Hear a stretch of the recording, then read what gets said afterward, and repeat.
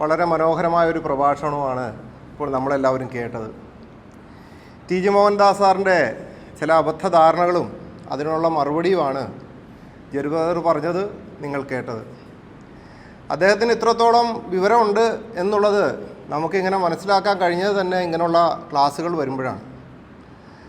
അദ്ദേഹം പഠിച്ച യൂണിവേഴ്സിറ്റിയും അല്ലെങ്കിൽ അദ്ദേഹത്തിൻ്റെ ശിഷ്യന്മാരായിട്ടിരിക്കുന്നവരുടെ കാര്യങ്ങളൊക്കെ നിങ്ങൾ ഒന്ന് ഓർത്തു കഴിഞ്ഞാൽ വളരെ സന്തോഷം തോന്നും. വേറൊന്നുമല്ല, ഈ ആർഷഭാരത സംസ്കാരത്തിൽ മിഷണറിമാർ വന്ന് ചെയ്ത സംഭാവനകൾ ഈ ഭാരതത്തെ നശിപ്പിച്ചു എന്ന് പറയാൻ തോന്നിയ ആ ഗഡ്സിനെ നമ്മൾ ഒന്ന് അനുമോദിക്കേണ്ട കാര്യങ്ങളൊക്കെ ഉണ്ട്. പക്ഷേ എന്തു പറ്റിയെന്ന് അറിയത്തില്ല, നമ്മുടെ ആർഷഭാരത സംസ്കാരത്തെ ജെറുവേർ അമ്പെ ഫീസ് ഊരിക്കളഞ്ഞായിട്ട് തന്നെ നമുക്ക് മനസ്സിലായി. ഇനി അടുത്തത് നമ്മുടെ ശശികല ചേച്ചിയാണ്.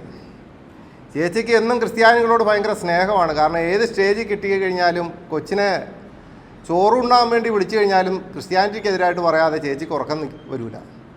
പിന്നെ അതിന് മറുപടി കൊടുക്കാൻ നമ്മൾ തയ്യാറാകുകയാണ്. ചില കാര്യങ്ങൾക്കൊക്കെ മറുപടി തക്ക സമയത്ത് കൊടുത്തില്ല എന്നുണ്ടെങ്കിൽ നിങ്ങളാണെങ്കിലും അല്ലെങ്കിൽ ഞങ്ങളാണെങ്കിലും ഒരു കാലഘട്ടം കഴിയുമ്പോൾ വരും തലമുറ ചോദിക്കും, നിങ്ങൾ എന്തുകൊണ്ട് ഈ കാര്യങ്ങൾക്കൊന്നും മറുപടി കൊടുത്തില്ല. പക്ഷേ ഇതിന് മറുപടി കൊടുക്കുക എന്നുള്ളതാണ് ഏറ്റവും പ്രധാനമായിട്ടുള്ള കാര്യം. അതിനായി ശ്രീ അനിൽകുമാർ അയ്യപ്പൻ ബ്രദറിന് ആണ് ശശികല ചേച്ചിക്ക് മറുപടി കൊടുക്കുന്നത്. ചേച്ചിക്ക് മറുപടി കൊടുക്കുന്തോറും വളരെ സന്തോഷകരമായിട്ടുള്ള പല കാര്യങ്ങളും നിങ്ങൾക്ക് കേൾക്കുവാൻ സാധിക്കും. ഈ ആർഷഭാരത സംസ്കാരത്തിൽ അല്ലെങ്കിൽ ഈ ഭാരതത്തിൽ ഇവിടെ ചെയ്തിട്ടുള്ള പല കാര്യങ്ങളും എന്നുവെച്ചാൽ ക്രിസ്ത്യാനിറ്റി അല്ലെങ്കിൽ ക്രിസ്തുവിനെ സ്വീകരിച്ചിട്ടുള്ളതിൻ്റെ പേരിൽ അല്ലെങ്കിൽ മറ്റുള്ളവരിൽ നിന്ന് അനുഭവിച്ചിട്ടുള്ള ദ്രോഹങ്ങൾ എത്രത്തോളമാണെന്ന് നമുക്ക് മനസ്സിലാക്കാൻ സാധിക്കും. അപ്പോൾ ആ ഒരു വിഷയങ്ങളെപ്പറ്റി നമുക്ക് മനസ്സിലാക്കുവാനും കേൾക്കുവാനുമായി നമുക്ക് ഒരുങ്ങിയിരിക്കാം. അതിനായി ശ്രീ അനിൽകുമാർ അയ്യപ്പൻ ബ്രദറിനെ സ്റ്റേജിലേക്ക് സ്വാഗതം ചെയ്യുന്നു. മരണത്തിൻ്റെയും പാതാളത്തിൻ്റെയും മേൽ അധികാരമുള്ള കർത്താവായ യേശു ക്രിസ്തുവിൻ്റെ നിസ്തുലമായ നാമം മാത്രം എന്നുവന്നേക്കും വാഴ്ത്തപ്പെടുമാറാകട്ടെ. ഇങ്ങനെ ഒരു ഖണ്ഡന പ്രസംഗം നടത്താൻ സാക്ഷി അപ്പോളജറ്റിക്സ് നെറ്റ്വർക്കിന് വേദിയൊരുക്കി തന്ന ക്രിസ്തുവിൽ പ്രിയപ്പെട്ട എല്ലാ സഹോദരീ സഹോദരന്മാർക്കും ആദ്യമേ തന്നെ ഞാൻ നന്ദി പറയുന്നു. ദൈവം നിങ്ങളെ ധാരാളമായി അനുഗ്രഹിക്കുമാറാകട്ടെ. സാക്ഷിയുടെ അതിശക്തമായ മറുപടി പ്രസംഗങ്ങളെ തുടർന്ന് എം അക്ബറും മറ്റ് ദാവാക്കാരും മാളത്തിൽ ഒളിച്ചതുകൊണ്ട് ഒരു ഖണ്ഡന പ്രസംഗം നടത്തിയിട്ട് വർഷങ്ങൾ കുറച്ചായി. അതിൻ്റെ ഒരു വിഷമം സത്യം പറഞ്ഞ മനസ്സിനകത്തുണ്ടായിരുന്നു. ബഹുമാനപ്പെട്ട ടി ജി മോഹൻദാസ് സാറും ശശികല ടീച്ചറുമൊക്കെ മനസ്സ് വെച്ചതുകൊണ്ട് വർഷങ്ങൾക്ക് ശേഷം വീണ്ടും ഖണ്ഡന പ്രസംഗവുമായി രംഗത്ത് വരുവാൻ ദൈവം ഞങ്ങളെ അനുവദിച്ചിരിക്കുന്നു. അങ്ങനെ വീണ്ടും ഞങ്ങളെ രംഗത്തിറക്കിയ ബഹുമാനപ്പെട്ട ടി ജി മോഹൻദാസ് സാറിനും ശശികല ടീച്ചർക്കും കൂടി നന്ദി പറയാൻ ഞാൻ ഈ അവസരം വിനിയോഗിക്കുകയാണ്. നമ്മൾക്കേവർക്കും പ്രിയപ്പെട്ട ജെറി ബ്രദർ വളരെ അക്കാദമിക്കലായും ആധികാരികമായും ടി ജി മോഹൻദാസ് സാറിൻ്റെ വ്യാജവാദങ്ങളെ എനിക്ക് മുമ്പ് ഇവിടെ തുറന്നു കാണിക്കുകയുണ്ടായി. തങ്ങളുടെ ഐഡിയോളജി പ്രചരിപ്പിക്കാൻ വേണ്ടി ഇവർ എങ്ങനെയാണ് ചരിത്രത്തെ വളച്ചൊടിക്കുന്നതെന്നും എങ്ങനെയാണ് ചരിത്രത്തിൽ അധികം ജ്ഞാനമില്ലാത്ത മനുഷ്യരെ യാതൊരു മനസാക്ഷിക്കുന്നുമില്ലാതെ വഞ്ചിക്കുന്നതെന്നും തെളിവുകളും ഡാറ്റയും നിരത്തി ജെറി ബ്രദർ സ്ഥാപിക്കുന്നത് കാണുന്നത് തന്നെ വളരെയധികം സന്തോഷം നൽകുന്ന കാര്യമാണ്. കുറച്ച് വർഷങ്ങളായി മുടങ്ങിക്കിടന്ന ആ കാഴ്ച വീണ്ടും കാണാൻ സാധിച്ചു. ദൈവം അനുവദിച്ചാൽ മുമ്പിലത്തേതുപോലെ തന്നെ ആ കാഴ്ച നമ്മൾ ഇനിയും കാണും. കാവി ഭീകരന്മാരുടെ കള്ളത്തരങ്ങൾ തുറന്നു കാണിക്കുകയും ക്രിസ്ത്യാനികൾക്കെതിരെയുള്ള അവരുടെ വ്യാജാരോപണങ്ങളെ ഖണ്ഡിക്കുകയും ചെയ്യുന്ന പരിപാടി ഞങ്ങൾ ഈ ഒറ്റ പ്രോഗ്രാമോടുകൂടി അവസാനിപ്പിക്കാൻ ഉദ്ദേശിക്കുന്നില്ല. ദൈവം അനുവദിക്കുന്ന പക്ഷം തുടർന്ന് ഞങ്ങൾ ഇത്തരം പ്രോഗ്രാമുകൾ കേരളത്തിൻ്റെ വിവിധ ഭാഗങ്ങളിൽ സംഘടിപ്പിക്കുന്നതാണ്. എല്ലാ സഹോദരീ സഹോദരന്മാരുടെയും പ്രാർത്ഥന അതിനുവേണ്ടി ഞങ്ങൾ ചോദിക്കുകയാണ്. നമുക്കിനി വിഷയത്തിലേക്ക് കടക്കാം. ശശികല ടീച്ചറുടെ ഒരു വീഡിയോ ക്ലിപ്പ് നമുക്കൊന്ന് കേട്ടു നോക്കാം. ഇനി 2.5% വരുന്ന ക്രിസ്ത്യാനിയിലേക്ക് വരിക. അവർക്ക് ഈ മണ്ണിൽ മതം പ്രചരിപ്പിക്കുന്നതിനോ ആരാധനാലയങ്ങൾ കെട്ടുന്നതിനോ ഇവിടുത്തെ ഹൈന്ദവ ഭരണാധികാരികൾ എതിർത്തിട്ടുണ്ടോ? ഹൈന്ദവ ഭൂരിപക്ഷം എതിർത്തിട്ടുണ്ടോ? ഇപ്പോൾ ഒരു പക്ഷേ, കാരണം കേറി മുറത്തിൽ കയറി കത്താൻ തുടങ്ങിയപ്പോ നിങ്ങൾ റോട്ടിൽ കുരിശു വെച്ചപ്പോ ആരും എതിർത്തില്ല, പള്ളികൾക്ക് മുകളിൽ കുരിശു വെച്ചപ്പോ ആരും എതിർത്തില്ല. വന്ന് അവസാനം അത് നമ്മുടെ നെഞ്ചത്ത് തന്നെ വെക്കണമെന്നൊരവസ്ഥ വന്നപ്പോൾ ചിലയിടത്തെങ്കിലും വന്നിട്ടുണ്ട് എന്നുള്ളതല്ലാതെ സ്വാഭാവികമായ ആരാധനാ രീതികളുമായി മുന്നോട്ട് പോകുവാനോ ആരാധനാലയങ്ങൾ കെട്ടുവാനോ കച്ചവടം നടത്തിയില്ലായിരുന്നുവെങ്കിൽ ഈ മണ്ണില് എപ്പോഴെങ്കിലും ബുദ്ധിമുട്ട് അനുഭവപ്പെടുമായിരുന്നു. മതത്തെ ഒരു കച്ചവട ചരക്കാക്കി താഴ്ത്തിയില്ലായിരുന്നുവെങ്കിൽ എവിടെയും എന്തെങ്കിലും തരത്തിലുള്ള ഒരു അസ്വാരസ്യം അനുഭവപ്പെട്ടതായിട്ട് നിങ്ങൾക്ക് പറയാൻ സാധിക്കും? ശശികല ടീച്ചർ പറയുന്നത് ക്രിസ്ത്യാനികൾക്ക് ഈ മണ്ണിൽ മതം പ്രചരിപ്പിക്കുന്നതിനോ ആരാധനാലയങ്ങൾ കെട്ടുന്നതിനോ ഇവിടുത്തെ ഹൈന്ദവ ഭരണാധികാരികൾ എതിർത്തിട്ടുണ്ടോ, ഹൈന്ദവ ഭൂരിപക്ഷം എതിർത്തിട്ടുണ്ടോ എന്നാണ് ചോദിക്കുന്നത്. ഈ ചോദ്യങ്ങൾ വളരെ പ്രസക്തമാണ്. പൊതുവെ ആരും ക്രൈസ്തവ പക്ഷത്തു നിന്ന് ആരും ഈ ചോദ്യങ്ങൾക്ക് മറുപടി പറയുന്നത് കാണാറില്ല. എല്ലാവരും അവർ പറയുന്ന ഇത്തരം കാര്യങ്ങളെ അങ്ങ് സമ്മതിച്ചു കൊടുക്കുകയാണ് ചെയ്യാറുള്ളത്. പൊതുവെ അങ്ങനെയാണ് കാണുന്നത്. പല സുവിശേഷകന്മാരും പാസ്റ്റർമാരും പള്ളിയിലെ അച്ഛന്മാരും സഭയിലെ മൂപ്പന്മാരും ഒക്കെ ഇതേ കാര്യം പറയുന്നത് ഞാൻ ഇഷ്ടം പോലെ കേട്ടിട്ടുണ്ട്. ഹിന്ദുക്കൾ വളരെ മതസഹിഷ്ണുതയുള്ളവരാണ്, ക്രിസ്ത്യാനികളോട് അവർ വളരെ വിശാല മനസ്കത കാണിച്ചിട്ടുണ്ട്, മതപ്രചരണത്തിനുള്ള സൗകര്യങ്ങൾ എല്ലാ ഹൈന്ദവ ഭരണാധികാരികളും ചെയ്തു കൊടുത്തിട്ടുണ്ടെന്നൊക്കെ പാസ്റ്റർമാരായാലും സുവിശേഷകന്മാരായാലും അച്ഛന്മാരായാലും മൂപ്പന്മാരായാലും പ്രസംഗിക്കുന്നത് ഞാൻ ധാരാളം കേട്ടിട്ടുണ്ട്. സത്യം പറയാമല്ലോ, ചരിത്രബോധമില്ലാത്തത് കൊണ്ടാണ് അവരങ്ങനെ പറയുന്നത്. ചരിത്രബോധമില്ലാത്തത് കൊണ്ടാണ്. ഇത് ഒരു ജനപ്രിയ നുണയാണ്, പോപ്പുലർ ലൈ എന്ന് പറയും. നുണയാണ്, പക്ഷെ എല്ലാവരും അംഗീകരിക്കുന്നു, ജനങ്ങൾക്കത് കേൾക്കുന്നതും പ്രിയമാണ്. അങ്ങനെയുള്ള നുണയാണത്. ഇത്തരം ഒരു കാര്യം ചരിത്രത്തിൽ ഉണ്ടായിട്ടില്ലെന്നുള്ളതാണ് വാസ്തവം. ഇവർ പറയുന്നത് പോലെ, അതായത് ശശികല ടീച്ചറായാലും നമ്മുടെ ആളുകളായാലും പറയുന്നത് പോലെ ഇങ്ങനെ ഒരു കാര്യം ചരിത്രത്തിൽ ഉണ്ടായിട്ടില്ല. എന്നാൽ നേരെ തിരിച്ചുള്ള കാര്യങ്ങൾ ഉണ്ടായിട്ടുണ്ട്. ക്രിസ്ത്യാനികളെ എത്രത്തോളം ഉപദ്രവിക്കാമോ അത്രത്തോളം അവർ ഉപദ്രവിച്ചിട്ടുണ്ട്. ഹൈന്ദവ ഭരണാധികാരികളെയും ഹൈന്ദവ ജനങ്ങളെയും കുറിച്ചാണ് ഞാൻ പറഞ്ഞത്, ഹിന്ദുക്കളെയും കുറിച്ചാണ് പറയുന്നത്. എത്രത്തോളം ക്രൈസ്തവരെ ഉപദ്രവിക്കാമോ അത്രത്തോളം ഉപദ്രവിച്ചിട്ടുണ്ട്. ക്രൈസ്തവരുടെ ആരാധനകൾ മുടക്കിയിട്ടുണ്ട്, അവരുടെ ആരാധനാലയങ്ങൾ കത്തിച്ചു കളഞ്ഞിട്ടുണ്ട്, അവർ സുവിശേഷം അറിയിക്കുന്നത് വിലക്കിയിട്ടുണ്ട്, അവരുടെ വിദ്യാലയങ്ങൾ കത്തിച്ചു കളഞ്ഞിട്ടുണ്ട്. അത് ക്രിസ്ത്യാനികളോട് മാത്രമല്ല, വേറെ മതത്തിൽപ്പെട്ട ആൾക്കാരോടും ഹിന്ദുക്കൾ ഇങ്ങനെ തന്നെയാണ് പെരുമാറിയിട്ടുള്ളത്. മതസഹിഷ്ണുത എന്ന് പറയുന്നത് പഴയ കാലത്തെ ഹിന്ദുക്കളുടെ 7 അയലത്തുകൂടി പോയിട്ടില്ലാത്ത ഒരു സാധനമാണ്.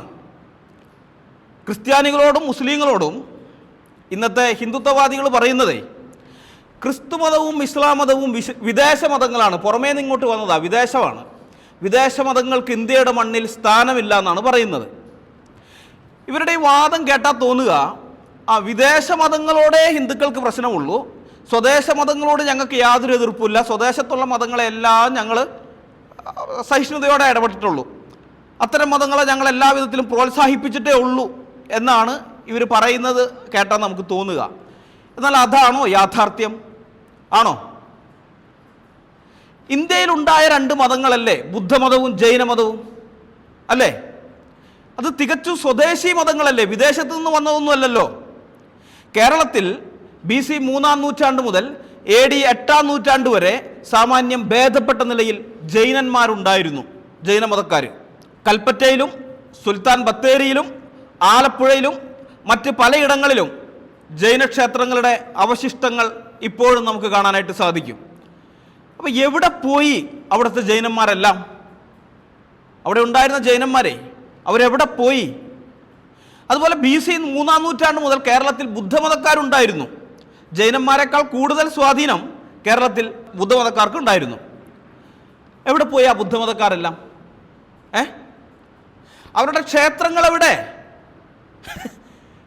ഇന്ന് പല ഹൈന്ദവ ക്ഷേത്രങ്ങളും ഒരു കാലത്ത് ബുദ്ധന്മാരെ ആരാധിച്ചു കൊണ്ടിരുന്ന, അല്ലെങ്കിൽ ബുദ്ധന്മാരുടെ പഗോഡകളും മറ്റുമൊക്കെയായിരുന്നു, ബുദ്ധക്ഷേത്രങ്ങളായിരുന്നു. ഇവർ പിടിച്ചെടുത്തതാ. അത് പിടിച്ചെടുത്തത് ക്രിസ്ത്യാനികളല്ല, മുസ്ലിങ്ങളല്ല, യഹൂദന്മാരല്ല, ഹിന്ദുക്കളാണ്, ഹൈന്ദവരാണ് പിടിച്ചെടുത്തത്. ആ ബുദ്ധന്മാരെയൊക്കെ ഇവിടെ നിന്ന് കുറേ ഓടിപ്പിച്ച് കളഞ്ഞു, കുറേ എണ്ണത്തിനെയൊക്കെ പിടിച്ച് മതം മാറ്റി ഹിന്ദുക്കളുമാക്കി. അതാണ് ചെയ്തത്. നിർബന്ധിത മതം മാറ്റം ആണ് നടത്തിയത്, നിർബന്ധിത മതം മാറ്റം. ഈ മതസഹിഷ്ണുതയുണ്ട് എന്ന് എല്ലാവരും പറയുന്ന ഹിന്ദുക്കളാണ് ഈ 2 മതത്തെയും കേരളത്തിൽ, 2 മതത്തെയും മതക്കാരെയും കേരളത്തിൽ ഇല്ലാതാക്കിയത്. ഇത് നിങ്ങൾ അറിഞ്ഞിരിക്കണം. ഇനി കേരളത്തിൽ മാത്രമാണോ ഇത്? അല്ല, കേരളത്തിൽ മാത്രമല്ല, ഇന്ത്യയിലും ഇത് തന്നെയാണ് ഇവർ ജൈനന്മാരോടും ബുദ്ധന്മാരോടും കാണിച്ചിട്ടുള്ളത്. ഇന്ത്യയിലും ഇത് തന്നെയാണ് കാണിച്ചിരിക്കുന്നത്. 2011 സെൻസസ്, കൊറോണയൊക്കെ ഉള്ളതുകൊണ്ട് 2021 സെൻസസ് എടുത്തിട്ടില്ല. എന്നാൽ 2011 സെൻസസ്, ആ സെൻസസ് അനുസരിച്ച് ജൈനമതക്കാർ ഇന്ത്യയിൽ 0.4% താഴെയാണ്. അതായത് 0.5% പോലും ഇല്ല. 0.5 ആണെങ്കിലേ നമുക്ക് 0.5% എന്ന് പറയാൻ പറ്റുള്ളൂ. 4% താഴെ, കൃത്യമായിട്ട് പറയുകയാണെങ്കിൽ 0.37% അത്രയേ ഉള്ളൂ. അതാണ് ജൈനന്മാരുടെ ജനസംഖ്യ ഇന്ത്യയിലിപ്പോൾ. ഇനി അതേ സെൻസസ് 2011 അതേ സെൻസസ് അനുസരിച്ച് ബുദ്ധമതക്കാർ 0.8% അല്ലെങ്കിൽ 8% താഴെ. 1% ഇല്ല. ജൈനന്മാർ 0.5% ഇല്ല, ബുദ്ധന്മാർ 1% ഇല്ല, അതിൻ്റെ താഴെയാണ്. രണ്ടുപേരും കൂടി ചേർന്നാൽ പോലും ഇന്ത്യൻ ജനസംഖ്യയുടെ 1.5% എത്തുകയില്ല. 1.5% ഉണ്ടല്ലോ, അത് എത്തുകയില്ല. 1.5% താഴെ ഉള്ളൂ. ഒരു കാലത്ത് ഈ രണ്ട് മതക്കാരും കൂടി ഇന്ത്യൻ ജനസംഖ്യയുടെ ഏതാണ്ട് പാതിയോളം വരുമായിരുന്നു. 50% അടുത്ത് വരുമായിരുന്നു ഒരു കാലത്ത്. അത്രയധികം ബുദ്ധന്മാരും ജൈനന്മാരും ഒക്കെ ഉണ്ടായിരുന്നു.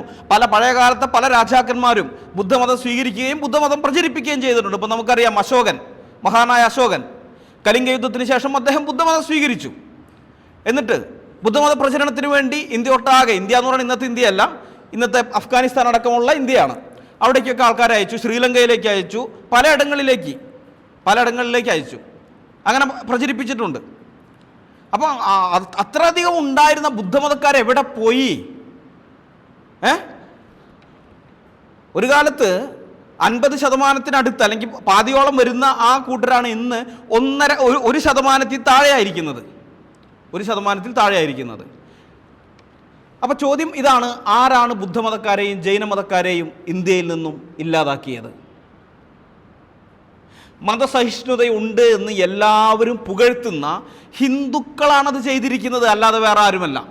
ഹിന്ദുക്കളാണ്. മതസഹിഷ്ണുതയുടെ കാര്യത്തിൽ ഇസ്ലാമിനും ഹിന്ദുയിസത്തിനും ഒരേ നിലപാടാണ് ഉള്ളത്. ഒരേ നിലപാട്.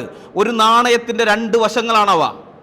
ഞാനിത് പറയുമ്പോൾ പലർക്കും അതിശയോക്തിയാണെന്ന് തോന്നാം, അവിശ്വസനീയമായിട്ട് തോന്നാം. അങ്ങനെയൊന്നുമല്ല. 100% ചരിത്ര വസ്തുതയാണ് ഞാൻ നിങ്ങളുടെ മുമ്പാകെ അറിയിക്കുന്നത്. ചരിത്ര വസ്തുതയാണ്. ചരിത്രത്തിൽ നിന്ന് ഇഷ്ടംപോലെ തെളിവുകൾ എടുത്തു കാണിക്കാനുണ്ട്. ആ തെളിവുകൾ നിങ്ങളുടെ മുൻപാകെ നിരത്തുന്നതിന് മുമ്പ് ഒരു കാര്യം ഞാൻ പറഞ്ഞുകൊള്ളട്ടെ. ദക്ഷിണേന്ത്യയിലെ ദ്രാവിഡരും ആദിദ്രാവിഡരുമായ ജനങ്ങൾ, ഇവിടെ ഉണ്ടായിരുന്ന പൂർവ്വനിവാസികൾ, ദക്ഷിണേന്ത്യയിലെ പൂർവ്വനിവാസികൾ മറ്റ് മതസ്ഥരെ ദക്ഷിണേന്ത്യയിലേക്ക് സ്വാഗതം ചെയ്തിട്ടുണ്ട്. അതൊരു വസ്തുതയാണ്. അവർ തുറന്ന മനസ്സോടുകൂടെ, നിറഞ്ഞ ഹൃദയത്തോടുകൂടെ, വിശാലമായ ആ മതസഹിഷ്ണുതയോടുകൂടെ പുറമേ നിന്ന് വന്ന വ്യത്യസ്തരായ മതക്കാരെയൊക്കെ അവരിവിടേക്ക് സ്വാഗതം ചെയ്തിട്ടുണ്ട്. യഹൂദന്മാർ വന്നു, അവർ സ്വാഗതം ചെയ്തു, യഹൂദന്മാർ ഈ മണ്ണിൽ താമസിച്ചു. ജൈനമതക്കാർ വന്നു, അവർ സ്വാഗതം ചെയ്തു, ജൈനമതക്കാർ ഇവിടെ താമസിച്ചു. ബുദ്ധമതക്കാർ വന്നു, അവർ സ്വാഗതം ചെയ്തു, ബുദ്ധമതക്കാർ ഇവിടെ താമസിച്ചു. അതിനുശേഷം ക്രിസ്ത്യാനികൾ വന്നു, ക്രിസ്ത്യാനികളെയും സ്വാഗതം ചെയ്തു, അവരും ഇവിടെ താമസിച്ചു. ഇവിടെ ഉണ്ടായിരുന്ന ഈ ദ്രാവിഡരും ആദിദ്രാവിഡരുമായ ആ ജനങ്ങളോടൊപ്പം സഹവർത്തിത്വം നടത്തിയവർ, സഹിഷ്ണുതയോടുകൂടെ സഹവർത്തിത്വം ചെയ്തു. ഒരു കുഴപ്പവും ഉണ്ടായില്ല. ഇതേപോലെ തന്നെ വേറൊരു കൂട്ടർ വന്നു, വിന്ധ്യപർവ്വതം കടന്നു, പിന്നെ കടൽത്തീരം വഴിയുമായിട്ട് വന്നു. വേദാന്ത മതക്കാർ അല്ലെങ്കിൽ ബ്രാഹ്മണ മതക്കാരെന്നൊക്കെ പറയുന്ന കൂട്ടർ, ഇന്നത്തെ ഹിന്ദു മതത്തിൻ്റെ ആ പൂർവിക ടീം, അവരും വന്നു.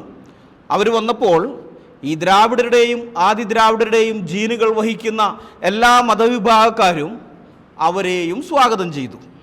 ഈ മണ്ണിൽ താമസിക്കാൻ അനുവാദം കൊടുത്തു. പക്ഷെ എന്തുണ്ടായെന്നറിയാമോ? ഇതിനു മുമ്പ് വന്ന ആൾക്കാരെ പോലെ ആയിരുന്നില്ല ഈ കൂട്ടർ.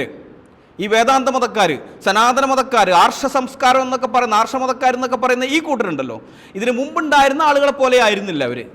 നന്ദി എന്ന് പറയുന്ന സാധനം അവരുടെ ഏഴയലത്ത് കൂടി പോയിട്ടില്ല. തികച്ചും നന്ദി കെട്ടവരായ അക്കൂട്ടർ എന്താണ് ചെയ്തതെന്നറിയാമോ? ഇവിടെ ഉണ്ടായിരുന്ന ജനങ്ങളെ പല തട്ടുകളായി തിരിച്ചു.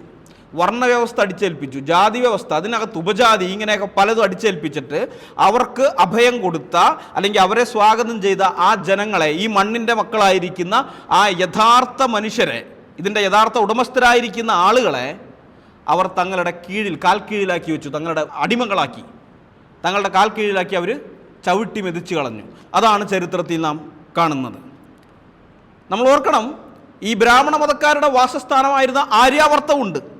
ഈ ആര്യാവർത്തത്തിനകത്ത് ബാക്കി ഒരു കൂട്ടർക്ക് സ്വാഗതം ലഭിച്ചിരുന്നില്ല. ഇവരാരെയും അവിടേക്ക് സ്വാഗതം ചെയ്തിട്ടില്ല. ദ്രാവിഡർ സ്വാഗതം ചെയ്തു, ആദി ദ്രാവിഡർ സ്വാഗതം ചെയ്തു. പക്ഷേ ഈ ആര്യമതക്കാർ ആരെയും സ്വാഗതം ചെയ്തിട്ടില്ല. ബ്രാഹ്മണ മതക്കാർ അല്ലെങ്കിൽ ആര്യാവർത്തത്തിൽ നിന്ന് വന്ന ഈ ടീംസ് ഇവിടെ വന്ന് അവർക്കിവിടെ ആധിപത്യമൊക്കെ സിദ്ധിച്ചു കഴിഞ്ഞപ്പോൾ അവർ ചെയ്തൊരു കാര്യമുണ്ട്. എന്താണെന്നറിയാമോ? അവർ ചെയ്തത് ആര്യാവർത്തത്തിലേതുപോലെ തന്നെ ബാക്കിയുള്ളവർക്ക് ഇവിടെ പിന്നീട് പ്രവേശനം നിഷേധിച്ചു. ഈ ദക്ഷിണേന്ത്യയിലേക്ക്, അല്ലെങ്കിൽ ഒന്നുകൂടി നമ്മളുടെ പശ്ചാത്തലത്തിൽ പറയുകയാണെങ്കിൽ കേരളത്തിനകത്തേക്ക് അതിനു മുമ്പ് വന്നിരുന്ന എല്ലാവരെയും ദ്രാവിഡർ സ്വാഗതം ചെയ്തപ്പോൾ ഈ കൂട്ടർ ഇവർക്ക് ഈ ആർഷഭാരത സംസ്കാരം എന്ന് പറഞ്ഞ് നടക്കുന്ന ഈ ടീംസ്, സനാതന മതക്കാരെന്ന് പറയുന്നവർ, അവർക്കിവിടെ പ്രമാണിത്വമുണ്ടായപ്പോൾ, അവർക്കിവിടെ അധികാരം ലഭിച്ചു കഴിഞ്ഞപ്പോൾ അവർ ബാക്കിയുള്ളവരിങ്ങോട്ട് വരുന്നതിനെ അവർ തടഞ്ഞു. ആര്യാവർത്തത്തിൽ അത് തന്നെയാണ് ചെയ്തിട്ടുള്ളത്. ആര്യാവർത്തത്തിലേക്ക് ആളുകൾക്ക് പ്രവേശനം ലഭിച്ചിരിക്കുന്നത് ആയുധത്തിൻ്റെ ബലത്തിലാണ്. ആക്രമണ മാർഗത്തിലൂടെ മാത്രമേ അതിനകത്തേക്ക് പ്രവേശനം കിട്ടിയിട്ടുള്ളൂ. മുസ്ലിങ്ങൾ വന്നത് ആയുധവുമായിട്ടാണ്. കേരളത്തിലേക്കല്ല, അവിടെ അഫ്ഗാനിസ്ഥാൻ വഴി, ഇറാനിൽ നിന്ന് അഫ്ഗാനിസ്ഥാൻ വഴി വന്നു. ആയുധവുമായിട്ടാണ് വന്നത്. വേറെ നിവൃത്തിയില്ല, കീഴടങ്ങി കൊടുക്കേണ്ടി വന്നു. അതുപോലെ പോർച്ചുഗീസുകാർ വന്നു, ആയുധവുമായിട്ടാണ് വന്നത്. അവർക്ക് കുഴപ്പമില്ല, ഇവർ അതിനൊക്കെ ഓക്കെ പറഞ്ഞു. ആയുധമായിട്ട് വരുമ്പോൾ ഒരു പ്രശ്നമില്ല ഇവർക്ക്. എന്നാൽ സമാധാന മാർഗത്തിൽ ആരെങ്കിലും വന്നാൽ ഇവരവിടെ വലിയ ആൾ കളിക്കും. ഇങ്ങോട്ടേക്ക് പ്രവേശനമില്ല, ഞങ്ങൾ ഒരുത്തിനെയും ഇങ്ങോട്ട് കയറ്റില്ല എന്ന് പറയും. അതാണ് ഇവരുടെ പരിപാടി. ഇത് നമ്മൾ അറിഞ്ഞിരിക്കണം. കാരണം ഈ ആയുധവുമായിട്ട് വരുന്ന ആളുകളെ തടയാൻ പോയാൽ തല കാണില്ല എന്ന് തിരിച്ചറിയാനുള്ള ബോധം ബ്രാഹ്മണർക്കുണ്ടായിരുന്നു. അതുകൊണ്ടാണ് അങ്ങനെയുള്ളവരെ തടയാതിരുന്നത്. അല്ലാതെ മതസഹിഷ്ണുത കൊണ്ടൊന്നുമല്ല. മതസഹിഷ്ണുത ഉണ്ടായിരുന്നെങ്കിൽ ആയുധമില്ലാതെ വരുന്നവരെയും ഇതിനകത്തേക്ക് പ്രവേശിപ്പിക്കണമായിരുന്നു. അതവർ ചെയ്തിട്ടില്ല. ഞാൻ ഈ പറഞ്ഞ കാര്യമൊക്കെ ചരിത്ര വസ്തുതകളാണ്. ദ്രാവിഡരുടെയും ആദി ദ്രാവിഡരുടെയും മതസഹിഷ്ണുതയും വിശാല മനസ്കതയും എട്ടുകാലി മമ്മൂഞ്ഞിനെ പോലെ യാതൊരു നാണവുമില്ലാതെ സനാതനികൾ ഏറ്റെടുക്കുകയാണ്. ദ്രാവിഡരും ആദി ദ്രാവിഡരും ഇവിടെ മറ്റുള്ളവരെ സ്വീകരിച്ച കാര്യം അവരിപ്പോൾ അവരുടെ അക്കൗണ്ടിലാണ് പറയുന്നത്. ഞങ്ങൾ ഹിന്ദുക്കളാണ് ഇവരെയൊക്കെ സ്വീകരിച്ചത്. ഇല്ല, ഹിന്ദുക്കൾ അത് ചെയ്തിട്ടില്ല. അത് ഞാൻ ആവർത്തിച്ച് പറയാൻ, ഊന്നിപ്പറയാൻ ആഗ്രഹിക്കുകയാണ്. ഹിന്ദുക്കളല്ല ചെയ്തിരിക്കുന്നത്. ദ്രാവിഡരുടെയും ആദി ദ്രാവിഡരുടെയും മതം എന്ന് പറയുന്നത് ഹിന്ദുമതമായിരുന്നില്ല. അത് നമ്മൾ അറിഞ്ഞിരിക്കണം. അപ്പോൾ ഈ ദ്രാവിഡരുടെയും ആദി ദ്രാവിഡരുടെയും ഈ പ്രവർത്തനമൊക്കെ അവരുടെ സ്വന്തം അക്കൗണ്ടിൽ അവർ വെച്ചിരിക്കുന്നത് കൊണ്ടാണ് ശശികല ടീച്ചറിനെ പോലെയുള്ളവർ ഇത്ര ധൈര്യപൂർവ്വം നിന്ന് ചോദിക്കുന്നത് ക്രിസ്ത്യാനികൾക്ക് ഈ മണ്ണിൽ മതം പ്രചരിപ്പിക്കുന്നതിനോ ആരാധനാലയങ്ങൾ കെട്ടുന്നതിനോ ഇവിടുത്തെ ഹൈന്ദവ ഭരണാധികാരികൾ എതിർത്തിട്ടുണ്ടോ, ഹൈന്ദവ ഭൂരിപക്ഷം എതിർത്തിട്ടുണ്ടോ എന്ന്. അത് മറ്റവരുടെ ദ്രാവിഡരുടെയും ആദിദ്രാവിഡരുടെയും പ്രവൃത്തികൾ ഇവർ സ്വന്തം അക്കൗണ്ടിലേക്ക് വെക്കുന്നത് കൊണ്ടാണ്. അതുകൊണ്ടാണ് അങ്ങനെ ചോദിക്കാൻ അവർക്ക് സാധിക്കുന്നത്. എന്നാൽ ഇനി ഞാൻ നിങ്ങളുടെ മുമ്പാകെ പറയാൻ പോകുന്നത് ഇവിടെയുള്ള ഹിന്ദുക്കൾ, ശശികല ടീച്ചർ ചോദിച്ചതുപോലെ തന്നെ ഹൈന്ദവ രാജാക്കന്മാരായാലും ഹൈന്ദവ ജനതയായാലും അവർ ക്രിസ്ത്യാനികളെ എതിർത്തിട്ടുള്ള ചരിത്രമാണ്. ചരിത്രമറിയാത്ത ശശികല ടീച്ചർക്കും കൂട്ടർക്കും മനസ്സിലാകാൻ വേണ്ടി, അവർക്ക് മാത്രമല്ല ചരിത്രമറിയാത്ത ക്രിസ്ത്യാനികൾക്കും മനസ്സിലാകാൻ വേണ്ടി ഇന്ന് ഞാൻ പറയാൻ പോകുന്നത് ആ ചരിത്രമാണ്. ക്രിസ്ത്യാനികളോട് എങ്ങനെയാണ് ഇവിടെ ആദ്യകാലത്ത് ഇവരിടപെട്ടിട്ടുള്ളത് എന്ന്. ക്രിസ്ത്യാനികളെന്ന് ഞാൻ പറയുന്നത് പോർച്ചുഗീസുകാരെയും മറ്റേ അല്ല കേട്ടോ. അല്ലെങ്കിൽ ഇവിടെ ഉണ്ടായിരുന്ന പണ്ടേ ഉള്ള നസ്രാണി ക്രിസ്ത്യാനികൾ എന്ന് പറയുന്ന കൂട്ടരോടുമല്ല. സുവിശേഷവുമായി ഇങ്ങോട്ടേക്ക് വന്ന പ്രൊട്ടസ്റ്റൻ്റ് മിഷണറിമാരായിരിക്കുന്ന ആളുകളുണ്ട്, അല്ലെങ്കിൽ പ്രൊട്ടസ്റ്റൻ്റ് ക്രിസ്ത്യാനികളായിരിക്കുന്ന ആൾക്കാർ. അവരോട് എങ്ങനെ ഇടപെട്ടു എന്നുള്ള കാര്യമാണ് ഞാൻ നിങ്ങളോടിനി പറയാനായിട്ട് പോകുന്നത്. വി നാഗം അയ്യ രചിച്ച Travancore state manual volume 1 page 296 നിന്നുള്ളൊരു ഭാഗം ഞാൻ നിങ്ങളുടെ മുമ്പാകെ വായിക്കുകയാണ്. അതേ കാലഘട്ടത്തിൽ കന്യാകുമാരിക്ക് സമീപമുള്ള കുമരിമുട്ടത്ത് താമസിച്ചിരുന്ന ക്രിസ്ത്യൻ പരവ സമുദായക്കാരെ ഹിന്ദുക്കൾ പീഡിപ്പിക്കുകയും ഉപദ്രവിക്കുകയും ചെയ്തു. കൊല്ലവർഷം 701 മീനം 20, അതായത് AD 1526 ക്രിസ്ത്യൻ പരവരുടെ പരാതികൾ പരിഹരിക്കുന്നതിനായി ഭൂതല വീര ഉദയ മാർത്താണ്ഡവർമ്മയുടെ രാജമുദ്ര പതിപ്പിച്ച ഒരു രാജകീയ വിളംബരം പ്രസിദ്ധപ്പെടുത്തി. ഈ വിളംബരം എഴുതിയിട്ടുള്ള തൂണ് ഇപ്പോഴും കന്യാകുമാരിക്കടുത്ത് മൂത്തനൈനാർ വിളൈ എന്ന വയലിൽ സ്ഥിതി ചെയ്യുന്നുണ്ട്. ഇത് 1526 ഒരു ശിലാശാസനത്തെക്കുറിച്ചാണ്. 1526 എന്ന് പറയുമ്പോൾ 16-ാം നൂറ്റാണ്ടിലെ കാര്യം.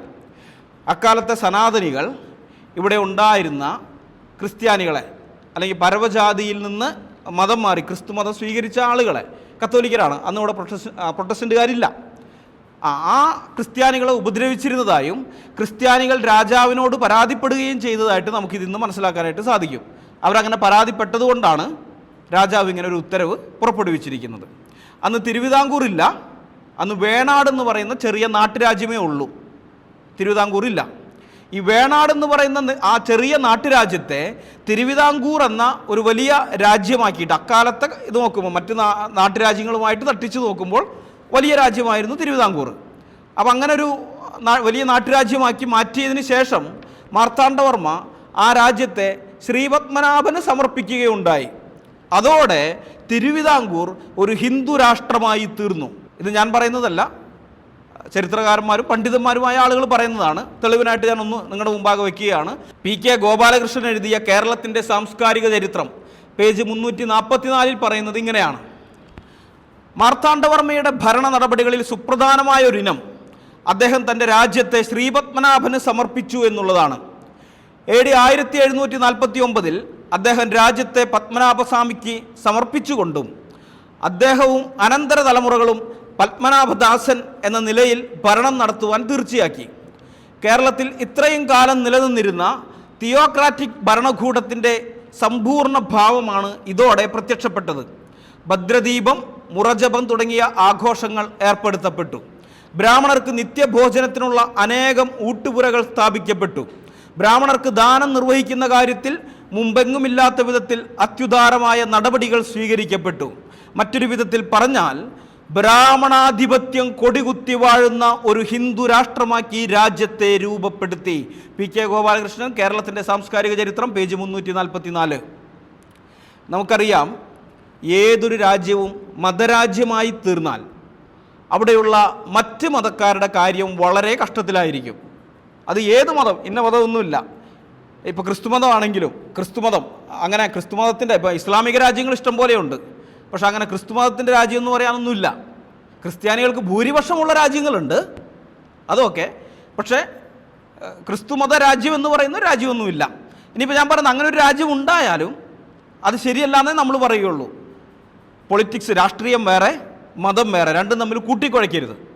അതാണ് നമ്മളുടെ നിലപാട്. ബൈബിളിൻ്റെ നിലപാട് അതാണ്. കർത്താവ് അതാണ് പഠിപ്പിച്ചിരിക്കുന്നത്. സീസറിനുള്ളത് സീസറിനും ദൈവത്തിനുള്ളത് ദൈവത്തിനും കൊടുപ്പിനെന്ന് പറഞ്ഞതോടുകൂടി കർത്താവ് നമ്മളെ പഠിപ്പിക്കുന്ന കാര്യം ഇതാണ്: സീസർ ഭരണാധികാരി, രാഷ്ട്രീയം, രാഷ്ട്രസംബന്ധമായ കാര്യങ്ങൾ അത് വേറെ, ദൈവത്തിൻ്റെ കാര്യം അത് വേറെ, രണ്ടാണ്, ഇത് കൂട്ടിക്കുഴയ്ക്കരുത് എന്നാണ് കർത്താവ് പഠിപ്പിച്ചിട്ടുള്ളത്. ഞങ്ങളത് ഫോളോ ചെയ്യുന്നു. അതുകൊണ്ട് തന്നെയാണ് ഞങ്ങൾ ഈ മതരാജ്യത്തെ, അത് ക്രിസ്തു മതരാജ്യമാണെങ്കിലും ശരി, അത് പാടില്ല എന്ന് പറഞ്ഞ് അതിനെ എതിർക്കുന്നത്. അപ്പോൾ ഏതൊരു രാജ്യമായാലും അതൊരു മതരാജ്യമായി തീർന്നാൽ അവിടെയുള്ള മറ്റ് മതക്കാരുടെ അവസ്ഥ വളരെ മോശമായിരിക്കും, വളരെ കഷ്ടത്തിലായിരിക്കും. അതുതന്നെയാണ് തിരുവിതാംകൂറിലും ഉണ്ടായത്. എന്നാൽ ഹിന്ദുരാഷ്ട്രത്തിൻ്റെ കാര്യത്തിൽ, തിരുവിതാംകൂറിലെ ഹിന്ദുരാഷ്ട്രത്തിൻ്റെ കാര്യത്തിൽ ഒരു വ്യത്യസ്തതയുണ്ട്. അവിടെ മറ്റു മതക്കാർക്ക് മാത്രമല്ല, ശൂദ്രന്മാർക്കും അവർണർക്കും ആ രാജ്യത്തിനകത്ത് ജീവിക്കാൻ വളരെ ബുദ്ധിമുട്ടായിരുന്നു. മറ്റു മതക്കാർക്ക് മാത്രമല്ല, ഇന്ന് ഹിന്ദു മതക്കാരെന്ന് പറഞ്ഞ് നടക്കുന്ന, ഹിന്ദുമതത്തിന് വേണ്ടി ജയ് വിളിക്കാൻ നടക്കുന്ന, ആർഷ സംസ്കാരം തിരിച്ചു കൊണ്ടുവരണം എന്നൊക്കെ ആവശ്യപ്പെടുന്ന അവർണരും ദളിതരുമായ ആളുകളുണ്ട്. എനിക്കറിയാം, കുറേ പേരറിയാം, അവർണ സംഘികളും ദളിത് സംഘികളും. അങ്ങനെയുള്ളവരാ. അവരുടെയൊക്കെ പൂർവികരുടെ അവസ്ഥ ഇവിടെ മോശമായിരുന്നു. ക്രിസ്ത്യാനികളുടെ അവസ്ഥ മോശമാണ്, മുസ്ലിങ്ങളുടെ അവസ്ഥ മോശമാണ്. അത് പ്രത്യേകിച്ച് പറയണ്ട, ഹിന്ദു രാഷ്ട്രമാകുമ്പോൾ സ്വാഭാവികമാണ്. പക്ഷേ ഹിന്ദുക്കളെന്ന് ഇന്ന് പറഞ്ഞു നടക്കുന്നവരുടെ അവസ്ഥയും മോശമായിരുന്നു. അതാണ് ഞാൻ പറയാൻ പോകുന്നത്. തിരുവിതാംകൂർ ഒരു ഹിന്ദു രാഷ്ട്രമായതോടെ മനുസ്മൃതി അനുസരിച്ചുള്ള ആർഷ സംസ്കാര നിയമങ്ങൾ അനുസരിച്ചാണ് അവിടെ ഭരണം നടത്തിയിരുന്നത്. ആ ഭരണത്തിൻ്റെ കീഴിൽ ഇന്ന് ആർഷ സംസ്കാരം തിരികെ കൊണ്ടുവരണം എന്ന് പറയുന്ന, സംഘപരിവാറിന് വേണ്ടി വെള്ളം കോരുകയും വിറക് വെട്ടുകയും ചെയ്യുന്ന ശൂദ്ര, അവർണ, ദളിത് സംഘികളുടെ പൂർവികർ എങ്ങനെയാണ് ജീവിച്ചിരുന്നത് എന്നുള്ള കാര്യം നമുക്കൊന്ന് നോക്കാം. മാതാവടിയാർ എഴുതി 1930 പ്രസിദ്ധീകരിച്ച ദേവസഹായം പിള്ള ചരിത്രം എന്ന പുസ്തകത്തിൻ്റെ ആമുഖോപന്യാസത്തിൽ എഴുതിയിരിക്കുന്ന ഒരു കാര്യം ഞാൻ വായിച്ചു കേൾപ്പിക്കുകയാണ്. നായന്മാരും പാണ്ടിപ്പിള്ളമാരും നല്ല വിളവുള്ള നിലം, പുരയിടങ്ങളെ കൈവശപ്പെടുത്തി അവർണരെ കൊണ്ട് ജോലി ചെയ്യിച്ച് രാജഭോഗം കൊടുത്തു വന്നു. സാധുക്കളായ അവർണർക്ക് ജീവിതകാലം മുഴുവനും അടിമവേല ചെയ്ത് ജീവിക്കുന്നതിനല്ലാതെ ഭൂസ്വത്ത് സമ്പാദിക്കുന്നതിനോ ആഭരണങ്ങൾ ഉപയോഗിക്കുന്നതിനോ മുട്ടിന് താഴ്ത്തി മുണ്ടുടുക്കുന്നതിനോ സ്വാതന്ത്ര്യമുണ്ടായിരുന്നില്ല. ഈ അവർണർ വല്ല സ്ഥലങ്ങളിലും ഒളിച്ച് പതുങ്ങിയിരുന്ന് കൃഷി ചെയ്ത് കാലം കഴിച്ചു വരുമ്പോൾ ആ ഭൂമി ഫലപുഷ്ടിയുള്ളതായി കണ്ടാൽ നായന്മാരും പിള്ളമാരും ഓടിയെത്തി നികുതി ആവശ്യപ്പെടും. മുന്നറിവില്ലാത്തതുകൊണ്ട് ആ സാധുക്കളുടെ കൈവശം രാജഭോഗത്തിന് ആവശ്യമുള്ള യാതൊന്നും ഉണ്ടായിരിക്കുകയില്ല. കരം ആവശ്യപ്പെടുന്നതും വസ്തുവിൽ നിന്ന് അവരെ പിരിച്ചയക്കുന്നതും ഒരു ദിവസം കൊണ്ട് കഴിയും. വീണ്ടും ആ സാധുക്കൾ കൃഷിസ്ഥലങ്ങൾ അന്വേഷിച്ച് അടുത്ത ദിക്കിലെത്തും. അവിടെയും ഇത് തന്നെ ഗതി. ഇപ്രകാരമുള്ള ശോച്യാവസ്ഥ 926 രാമയ്യൻ ദളവ കണ്ടെഴുത്ത് ഏർപ്പെടുത്തി വസ്തുക്കളെ ലക്കം തിരിച്ച് കരം നിശ്ചയിക്കുന്നതുവരെ നടന്നുകൊണ്ടിരുന്നു. ഈ കണ്ടെഴുത്ത് കാലത്ത് കൃഷി ചെയ്തു വന്ന നല്ല നിലം പുരയിടങ്ങളെല്ലാം നായന്മാരുടെയും പിള്ളമാരുടെയും കൈവശത്തായി. തരിശു ഭൂമികളെല്ലാം അവർണർക്ക് വില കൂടാതെ പതിച്ചു കൊടുത്ത് കരം ചുമത്തി. എ മാതാവടിയാർ ദേവസഹായം പിള്ള ചരിത്രം ആമുഖോപന്യാസം. വർണ്ണവ്യവസ്ഥയിൽ ഉൾപ്പെടാത്ത പാവപ്പെട്ട മനുഷ്യർ ഏതെങ്കിലും കാട്ടിനകത്ത് ചെന്ന് കഷ്ടപ്പെട്ട് കാടൊക്കെ വെട്ടി വൃത്തിയാക്കി കൃഷിസ്ഥലമാക്കി മാറ്റിയാൽ അത് പിടിച്ചെടുത്ത് സ്വന്തമാക്കുകയായിരുന്നു സർക്കാർ ഉദ്യോഗസ്ഥന്മാരായ ശൂദ്രന്മാരുടെ പണി. അവരുടെ പണി അതായിരുന്നു. ഒരു മനസാക്ഷിക്കുത്തും അവർക്ക് ഉണ്ടായിരുന്നില്ല. ഈ പാവങ്ങൾ കഷ്ടപ്പെട്ട് ഇങ്ങനെയൊക്കെ ഉണ്ടാക്കിയെടുത്തതല്ലേ എന്ന് ഒരു ചിന്തയുണ്ടായിരുന്നില്ല. അതിൻ്റെ കാരണം മനുസ്മൃതിയാണ്. കാരണം ഇങ്ങനെയുള്ള ആളുകളെക്കുറിച്ച് അവരോട് എങ്ങനെ ഇടപെടണം, അവരെങ്ങനെയാണ് ജീവിക്കേണ്ടത് എന്നുള്ള കാര്യമൊക്കെ മനുസ്മൃതിയിൽ പറയുന്നുണ്ട്. അതിൽ നിന്ന് ഒരു ശ്ലോകം മാത്രം ഞാൻ നിങ്ങളുടെ മുമ്പാകെ വയ്ക്കാം. ഒന്നല്ല, രണ്ടെണ്ണം. മനുസ്മൃതി 10:51-52 അവിടെ പറയുന്നത് ഇങ്ങനെയാണ്: ചണ്ടാലന്മാർക്കും ശോഭനന്മാർക്കും ഗ്രാമത്തിന് പുറത്തായിരിക്കണം പാർപ്പിടം.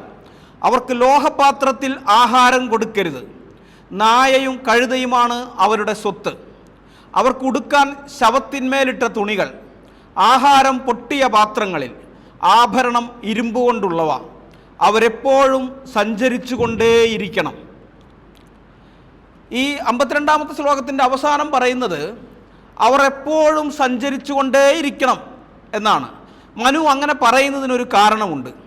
സ്ഥിരമായ ഒരു വാസസ്ഥലത്തിൻ്റെ സുരക്ഷിതത്വം ഈ കൂട്ടർക്ക് ഒരിക്കലും ഉണ്ടായിക്കൂടാ എന്നുള്ളത് കൊണ്ടാണ് മനു അങ്ങനെ ഒരു കൽപ്പന ഈ മനുസ്മൃതിയിൽ കൊടുത്തിരിക്കുന്നത്.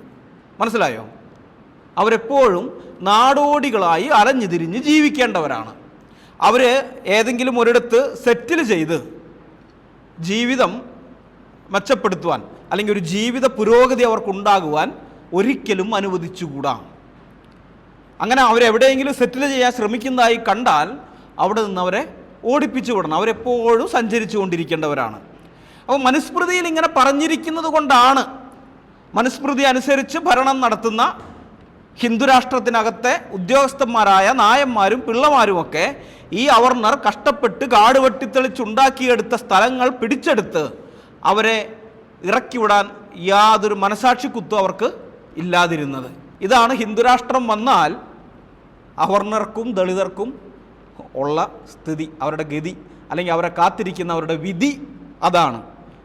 ആർഷ സംസ്കാരത്തിന് വേണ്ടി ജയ് വിളിക്കാൻ നടക്കുന്ന എല്ലാ അവർണ സംഖ്യകളും ദളിത് സംഖ്യകളും ആദിവാസി സംഖ്യകളും ഇതൊക്കെ ഒന്ന് ഓർത്തിരിക്കുന്നത് നല്ലതാണ്.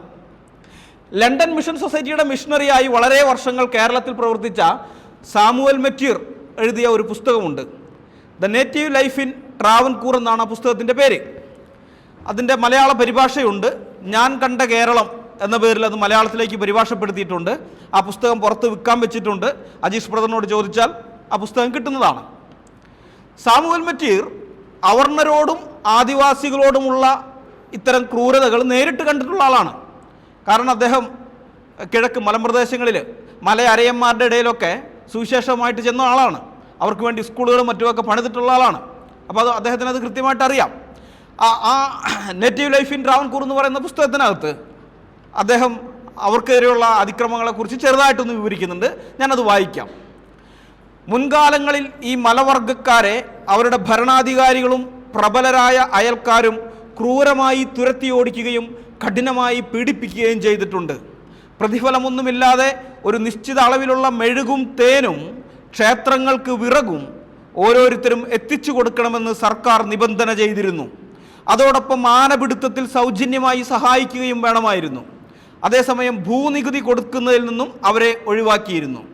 എന്നാൽ കാണിക്കാർ സ്വതന്ത്രരായിരുന്നുവെങ്കിലും 10 കൊല്ലങ്ങൾക്കുള്ളിൽ മരിച്ചുപോയവരുൾപ്പെടെ എല്ലാ പുരുഷന്മാർക്കും തലവരിയും സാധാരണ ഭൂനികുതികൾക്ക് പുറമെ പാട്ടവും ഫലവൃക്ഷങ്ങൾക്ക് നികുതിയും നൽകുവാൻ ബാധ്യസ്ഥരായി. അതിനു പുറമെ താഴെത്തട്ടിലുള്ള സർക്കാർ ഉദ്യോഗസ്ഥർ അവരെ ഞെക്കിപ്പിഴിയുകയും പതിവായിരുന്നു. മലകളിൽ നിന്നും തുറമുഖത്തെത്തിക്കാനുള്ള ഏലം കൂലിയില്ലാതെ ചുമക്കാൻ ഉദ്യോഗസ്ഥർ മലയരയരെ പിടിച്ചുകൊണ്ടുപോകുമായിരുന്നു. പുരുഷന്മാർ ഒളിവിൽ പോകുന്ന പക്ഷം അവരുടെ സ്ത്രീകളെ പിടിച്ചുകൊണ്ടുപോവുകയും മർദ്ദിക്കുകയും തടവിലാക്കുകയും വെയിലത്തും മഴയത്തും നിർത്തുകയും എല്ലാത്തരം ഹീനതകളും പ്രയോഗിക്കുകയും ചെയ്തിരുന്നു. നികുതി പിരിവുകാർ കന്നുകാലികളെ കൊല്ലുന്നതും മോഷ്ടിച്ചു കൊണ്ടുപോകുന്നതും പതിവായിരുന്നു. തലമുറകളായി തങ്ങളുടെ പ്രപിതാമഹന്മാർ വിയർപ്പൊഴുക്കിയ മണ്ണിൽ നിന്നും മർദ്ദിച്ചോടിക്കുന്നതായിരുന്നു ഇവയേക്കാളെല്ലാം ദുഃഖകരം. അയൽ പ്രദേശങ്ങളിൽ പാർക്കുന്ന മുഹമ്മദിയർ തൊടുപുഴയിലെ അരയരെ ഇന്നും വളരെയധികം പീഡിപ്പിക്കുന്നതായി അറിവായിട്ടുണ്ട്. മുണ്ടപ്പള്ളി ഭരിച്ചിരുന്ന പുണിയാട്ട് രാജയ്ക്ക് അവർ തലവരി, ഈ തലവരി എന്ന് പറയുന്നത് ജോലി ചെയ്യാൻ പ്രാപ്തിയാകുന്ന ഏതൊരു വ്യക്തിയും 2 ചക്രം രാജാവിന് നികുതിയായിട്ട് കൊടുക്കണം. അവൻ ജോലി ചെയ്തോ ഇല്ല എന്നുള്ളതൊന്നും വിഷയമല്ല. അവൻ അത്രയും വളർച്ച എത്തിയിട്ടുണ്ടെങ്കിൽ, ഒരു 13 വയസ്സൊക്കെ ആയിട്ടുണ്ടെങ്കിൽ പിന്നെ 2 ചക്രം വെച്ച് രാജാവിന് കൊടുത്തയക്കണം. അതാണ് തലവരി. ആ തലവരിയും സമാനമായൊരു തുക ഹാജർ പണമായും നൽകണമായിരുന്നു. കൂടാതെ പഴങ്ങളും പച്ചക്കറികളും മറ്റ് സേവനങ്ങളും സൗജന്യമായി നൽകേണ്ടതുണ്ടായിരുന്നു. പണം കൈവശമുണ്ടെങ്കിൽ അത് കടമായി നൽകാൻ അവർ നിർബന്ധിക്കപ്പെട്ടിരുന്നു. ഇത്തരത്തിൽ ഈ ഗ്രാമങ്ങളിലെ മനുഷ്യരുടെ സ്ഥിതി അടിമകളുടേതിനേക്കാൾ ശോചനീയമായിരുന്നു. സാമുവൽ മെറ്റിർ, ഞാൻ കണ്ട കേരളം, പേജ് 104, 105. തീർന്നിട്ടില്ല കേട്ടോ, വേറൊരു സംഗതിയും കൂടി ഉണ്ടായിരുന്നു. ഈ ഹർഷഭാരതത്തിലെ അല്ലെങ്കിൽ തിരുവിതാംകൂർ എന്ന് പറയുന്ന ആ ഹിന്ദു രാഷ്ട്രത്തിനകത്തുണ്ടായിരുന്ന കലാപരിപാടികളാണ്. അതിലൊന്നാണ് ഊഴിയവേല. ഊഴിയവേല എന്ന് പറഞ്ഞാൽ നിർബന്ധിത ജോലിയാണ്, യാതൊരു കൂലിയും കിട്ടുകയില്ല. പണിയെടുത്തു കഴിഞ്ഞാൽ കൂലി പോയിട്ട് മര്യാദയ്ക്ക് ഭക്ഷണം പോലും കിട്ടുകയില്ല, പട്ടിണി കിടന്ന് പണിയെടുക്കേണ്ടി വരും. ഇവർക്ക് ഭക്ഷണം കൊടുക്കാനുള്ള തുക അനുവദിച്ചിട്ടുണ്ടായിരിക്കും. ഊഴിയവേലക്കാർക്ക് ഭക്ഷണത്തിന് വേണ്ടിയിട്ട് ഇത്ര തുക എന്ന് പറഞ്ഞ്, ഇത്ര ചക്രം എന്നൊക്കെ, അല്ലെങ്കിൽ ഇത്ര പണം എന്ന് പറഞ്ഞ് അനുവദിച്ചിട്ടുണ്ടാകും. പക്ഷേ ഉദ്യോഗസ്ഥന്മാരത് വിഴുങ്ങും. അതുകൊണ്ട് ഇവർ പട്ടിണി കിടന്ന് പണിയെടുക്കേണ്ടി വരും. സാമുവൽ മെറ്റീറിൻ്റെ ഞാൻ കണ്ട കേരളം പേജ് 452 മുതൽ 454 വരെയുള്ള ഭാഗത്ത് അതിനെക്കുറിച്ച് പറയുന്നുണ്ട്. സുദീർഘമായ ഭാഗമായതുകൊണ്ട് ഞാൻ മൊത്തം വായിക്കുന്നില്ല. എങ്കിലും അതിൽ അദ്ദേഹം പറഞ്ഞിരിക്കുന്ന കാര്യങ്ങൾ ഞാൻ സംക്ഷിപ്തമായി നിങ്ങളോട് പറയാം. അനാവശ്യമായിട്ട് പാവപ്പെട്ടവരിൽ നിന്ന് ഉദ്യോഗസ്ഥന്മാർ ഓരോന്ന് പിടിച്ചെടുക്കും. ഉദാഹരണത്തിന് വള്ളങ്ങൾ. അക്കാലത്തെ യാത്രാ മാർഗം എന്ന് പറയുന്നത്, ഗതാഗത മാർഗം എന്ന് പറയുന്നത് പ്രധാനമായിട്ടും വള്ളങ്ങളായിരുന്നു. പിന്നെ കാളവണ്ടിയൊക്കെ ഉണ്ട്, പക്ഷെ പ്രധാനമായിട്ടും വള്ളങ്ങളാണ്. അപ്പോൾ സർക്കാരിൻ്റെ കാര്യങ്ങൾ വന്നാൽ ഈ വള്ളക്കാരുടെ വള്ളങ്ങൾ പിടിച്ചെടുത്ത് സർക്കാർ ആവശ്യങ്ങൾക്കായി ഉപയോഗിക്കാൻ തിരുവിതാംകൂറിൽ നിയമം ഉണ്ടായിരുന്നു. ഇപ്പോൾ നമുക്കറിയാം, ഇന്ന് സർക്കാരിൻ്റെ വല്ല ആവശ്യങ്ങളൊക്കെ വന്നു കഴിഞ്ഞാൽ, ഇലക്ഷൻ പോലെയുള്ള എന്തെങ്കിലും കാര്യമൊക്കെ വന്നാൽ, ഈ ടാക്സി, നമ്മുടെ നാട്ടിലെ ടാക്സി സർക്കാർ വാടകയ്ക്ക് എടുക്കും. ടാക്സി ഓടിക്കാനായിട്ട് സർക്കാർ വിളിക്കും. ടാക്സി ഡ്രൈവർമാർക്ക് അല്ലെങ്കിൽ അതിൻ്റെ ഓണേഴ്സിനും വാടക കിട്ടുന്നതുകൊണ്ട് പ്രശ്നമൊന്നുമില്ല. പക്ഷെ അന്ന് അങ്ങനെ ആയിരുന്നില്ല. ഈ വള്ളങ്ങളൊക്കെ പിടിച്ചെടുക്കും സർക്കാരിന് വേണ്ടിയിട്ട്, പിന്നെ വള്ളം ഉപയോഗിക്കുകയാണ്. പക്ഷേ അവർക്ക് കൂലിയൊന്നുമില്ല. ദിവസങ്ങളോളം നിങ്ങൾ ചിന്തിച്ച് നോക്കണം. ഇപ്പോൾ ടാക്സി പിടിച്ചെടുത്തതിന് ശേഷം ദിവസങ്ങളോളം ടാക്സി ഓടുന്നു, സർക്കാരിന് വേണ്ടി ടാക്സി ഓടുന്നു. ദിവസങ്ങളോളം ഓടിക്കഴിഞ്ഞതിന് ശേഷം ആ കാലി ഡീസൽ ടാങ്കുമായിട്ട് ടാക്സിക്കാരനെ പറഞ്ഞയക്കുന്നു. 5 പൈസ പോലും അവന് കൊടുക്കുന്നില്ല. ഇത്ര നാളും വണ്ടി ഓടിയതിൻ്റെ കൂലിയോ ഒന്നുമില്ല, വെറുതെ അങ്ങ് പറഞ്ഞയക്കുകയാണ്. എങ്ങനെയുണ്ടാകും നിങ്ങളൊന്ന് ചിന്തിച്ചു നോക്ക്. അത്തരമൊരവസ്ഥയാണ് തിരുവിതാംകൂറിൽ ഉണ്ടായിരുന്നത്. പൊതുകാര്യങ്ങൾക്ക് ആവശ്യമായതിലും കൂടുതൽ വള്ളങ്ങൾ ഉദ്യോഗസ്ഥർ പിടിച്ചെടുക്കുകയും അനാവശ്യമായി ദിവസങ്ങളോളം അത് കസ്റ്റഡിയിൽ വയ്ക്കുകയും ചെയ്യുമായിരുന്നു. അവർ സൂക്ഷിക്കും. ചില സമയത്ത് യാതൊരു ആവശ്യമില്ലെങ്കിലും ഇതുപോലെ വള്ളങ്ങളും കാളവണ്ടികളും ഒക്കെ പിടിച്ചെടുക്കും. ഉദ്യോഗസ്ഥന്മാർ പിടിച്ചെടുത്ത് അവരുടെ കൈവശം സൂക്ഷിക്കും. വേറെ ഒന്നിനും വേണ്ടിയിട്ടല്ല, കൈക്കൂലിക്ക് വേണ്ടിയിട്ടാണ്. കാരണം ഈ വള്ളങ്ങളുണ്ടെങ്കിലേ ഇവർക്ക് ഉപജീവനമാർഗ്ഗമുള്ളൂ, പണിയെടുത്തെന്തെങ്കിലുമൊക്കെ തിന്നാൻ കിട്ടുകയുള്ളൂ. ഈ വള്ളം ഇവർ പിടിച്ചെടുത്തിരിക്കുകയാണ്. അപ്പോൾ ഈ വള്ളം തിരിച്ചു കിട്ടാൻ വേണ്ടി ഉദ്യോഗസ്ഥന്മാർക്ക് കൈക്കൂലി കൊടുക്കണം. സാമുവൽ മെറ്റീറിൻ്റെ അദ്ദേഹം ഒരു ബ്രിട്ടീഷുകാരനാണെന്ന് ഓർക്കണം. മിഷണറിയാണ് ശരി, പക്ഷെ അദ്ദേഹം ഒരു ബ്രിട്ടീഷുകാരനാണ്. എന്നിട്ട് പോലും അദ്ദേഹത്തിൻ്റെ കാളവണ്ടി അടക്കവന്മാർ പിടിച്ചു വെച്ചു. അദ്ദേഹം പറയുന്നുണ്ട് അതിൽ അദ്ദേഹം ഉപയോഗിച്ചുകൊണ്ടിരുന്ന കാളവണ്ടി അവർ പിടിച്ചെടുത്തു. അവസാനം സാമുവൽ മെറ്റീർ ദിവാന് നേരിട്ട് പരാതി കൊടുത്തു. അദ്ദേഹം ഒരു ബ്രിട്ടീഷുകാരനായതുകൊണ്ട് ദിവാൻ്റെ അടുക്കലേക്ക് പ്രവേശനം ഉണ്ടായി. അങ്ങനെ പരാതി കൊടുത്തു കഴിഞ്ഞപ്പോഴാണ് ആ വണ്ടി തിരിച്ചു കിട്ടിയത്. അത് സാമുവൽ മെറ്റീർ പറയുന്നുണ്ട്. പിന്നെ മദ്രാസ് ഗവർണറുടെ സന്ദർശനം, തിരുവിതാംകൂറിലേക്കുള്ള സന്ദർശനം, അതുപോലെയുള്ള കാര്യങ്ങളൊക്കെ വന്നു കഴിഞ്ഞാൽ ഈ സാധനങ്ങളൊക്കെ ചുമക്കാൻ വേണ്ടിയിട്ട് ആളുകളെ പിടിച്ചുകൊണ്ട് പോകും. ഇവർക്കൊന്നും കൂലിയില്ല, ഭക്ഷണം പോലും ഇല്ല, ഇവരെ കൊണ്ട് പണിയെടുപ്പിക്കുകയാണ് കൊണ്ടുപോയിട്ട്. അപ്പോൾ ഇങ്ങനെ പിടിച്ചുകൊണ്ട് വരുന്ന ആൾക്കാരെ ഓടി രക്ഷപ്പെടാതിരിക്കാൻ വേണ്ടി ഇവരെ കൂടുകളിലിട്ട് അടച്ചു വയ്ക്കും. സാമുവൽ മെറ്റീർ പറയുന്നതാ, അവരെ അടച്ചിടുമായിരുന്നു. ചിന്തിച്ചു നോക്ക്, സ്വതന്ത്രരായി നടന്നിരുന്ന മനുഷ്യരെ പിടിച്ചുകൊണ്ട് പോയിട്ട് അടച്ചിടുകയാണ്. എന്തിന്? ഓടിപ്പോകാതിരിക്കാൻ. എന്നിട്ട് നേരം വെളുക്കുന്ന സമയത്ത് തുറന്ന് പുറത്ത് കൊണ്ടുവന്നിട്ട് ഇവരെ കൊണ്ട് പണിയെടുപ്പിക്കും. സാധനങ്ങളൊക്കെ തലച്ചുമടായിട്ട് കൊണ്ടുവരാൻ, ചുമക്കാനായിട്ട് ഇവർ ഉപയോഗിക്കും. വൈകുന്നേരം ആകുമ്പോൾ തിരിച്ച് വീണ്ടും കൂട്ടിക്കൊണ്ടുപോയി അടച്ചിടുന്നു. ഹിന്ദുരാഷ്ട്രത്തിനകത്ത് ഇവിടെ ഉണ്ടായിരുന്ന പ്രജകളുടെ സ്ഥിതിയാണ് ഞാൻ ഈ പറയുന്നത്. മെറ്റീർ അതിനകത്ത് ഒരു കാര്യം എടുത്തു പറഞ്ഞിട്ടുണ്ട്. ഒരു വാചകം എങ്ങനെയാണ് പറഞ്ഞത്? പിടികൂടി നിർബന്ധിത ജോലി ചെയ്യിക്കുമെന്ന ഭയം മൂലം തോണിക്കാരും കാളവണ്ടിക്കാരും ഓടി രക്ഷപ്പെടുന്നുവെന്ന്. സർക്കാർ ഉദ്യോഗസ്ഥന്മാരെ കാണുമ്പോൾ ഇവർ ഓടി രക്ഷപ്പെടുകയാണ്. ഹിന്ദുരാഷ്ട്രത്തിനകത്ത് ഹിന്ദുക്കളായിരിക്കുന്ന പ്രജകൾ ഹിന്ദു ഭരണാധികാരിയുടെ ഉദ്യോഗസ്ഥന്മാർ വരുന്നത് കാണുമ്പോൾ ജീവനും കൊണ്ട് ഓടി രക്ഷപ്പെടും. ഇവരൊക്കെ കാത്തിരിക്കുന്ന ഹിന്ദുരാഷ്ട്രം വന്നാലുണ്ടാകുന്ന അവസ്ഥയാണ് ഇതൊക്കെ. എല്ലാ തരത്തിലുള്ള പീഡനത്തിനും ചൂഷണത്തിനും നിർബന്ധിത ജോലിയെ ഒരു മറയായിട്ട് ഉദ്യോഗസ്ഥന്മാർ ഉപയോഗിക്കുന്നു എന്ന് മെറ്റീർ പറയുന്നുണ്ട്. മാത്രമല്ല, ഈ നിർബന്ധിത ജോലിയിൽ നിന്ന് ഒഴിവാക്കി കിട്ടാൻ വേണ്ടിയിട്ട് ഉദ്യോഗസ്ഥന്മാർക്ക് കൈക്കൂലി കൊടുക്കണം. കൈക്കൂലി കൊടുത്തു കഴിഞ്ഞാൽ പിന്നെ അവരെ ഒഴിവാക്കി വിടും. ഒരു ഉദാഹരണം അദ്ദേഹം പറയുന്നുണ്ട്. 1891 ഈ പൂന്തുറയിലുള്ള ഒരു റോമൻ കത്തോലിക്ക വൈദികൻ ദിവാന് നൽകിയ ഒരു കത്തിൽ, വെറും കത്തല്ല, ഒരു പരാതിയാണത്.